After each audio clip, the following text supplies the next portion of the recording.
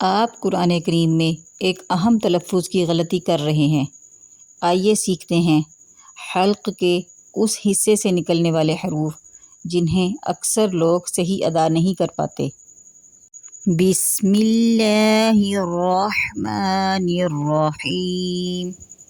جیسا کہ پچھلے اسباق میں ہم نے حلق کے نچلے حصے سے ادا ہونے والے حروف حمزہ، ہا، حلق کے درمیانی حصے سے ادا ہونے والے حروف عین، حا سیکھے۔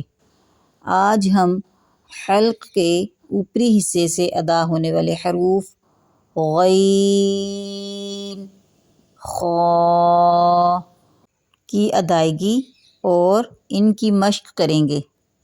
یہ دونوں حروف حلق کے اوپری حصے سے ادا ہوتے ہیں جب زبان کی جڑ اور حلق کے اوپر والے کنارے آپس میں ملتے ہیں۔ غین میں آواز گونجتی ہے لیکن زیادہ دباؤ نہیں ہوتا۔ خا میں سانس زیادہ استعمال ہوتی ہے، جیسے ہلکی سی کھر کھر کی آواز۔ ان کا تعلق سانس اور آواز کی شدت سے ہے، اس لیے انہیں صحیح ادا کرنا تجوید میں بہت اہم ہے۔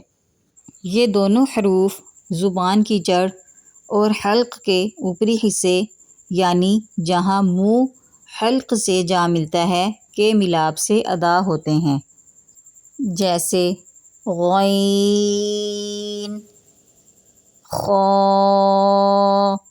آئیے اب ان دونوں حروف کی مشق کرتے ہیں۔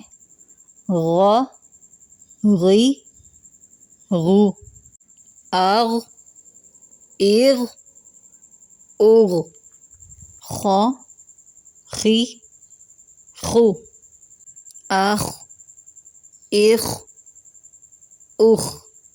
ان دونوں حروف کی اس وقت تک مشق کریں جب تک ان کی ادائیگی درست نہ ہو جائے، اور اس بات کو ذہن نشین کر لیجئے کہ انسان ہمیشہ غلطیوں سے سیکھتا ہے۔